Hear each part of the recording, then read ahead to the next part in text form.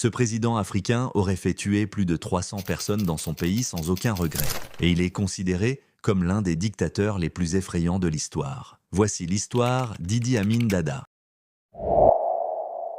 Idi Amin Dada naît dans une grande pauvreté au nord-ouest de l'Ouganda. Il ne reçoit presque aucune éducation, mais il possède une chose, une force physique impressionnante et une obéissance totale à l'armée coloniale britannique. Très jeune, il s'engage dans l'armée. Il gravit rapidement les échelons, non pas grâce à son intelligence politique, mais grâce à sa brutalité, sa loyauté apparente et son absence totale de pitié. En 1971, pendant que le président Milton Obote est à l'étranger, Idi Amin prend le pouvoir par un coup d'état militaire. Au début, le peuple l'applaudit.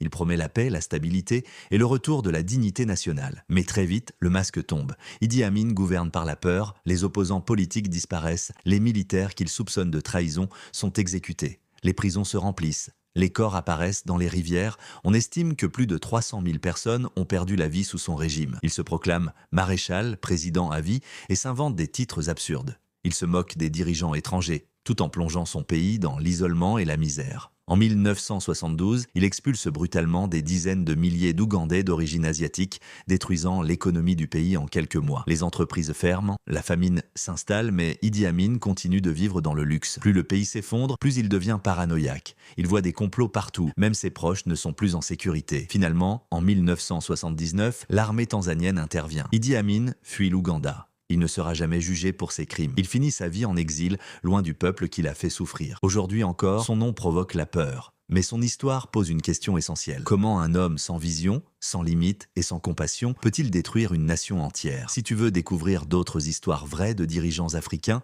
leurs ascensions, leurs erreurs et leurs chutes, abonne-toi et laisse un commentaire. Dis-moi, quelle autre figure de l'histoire africaine veux-tu voir ensuite?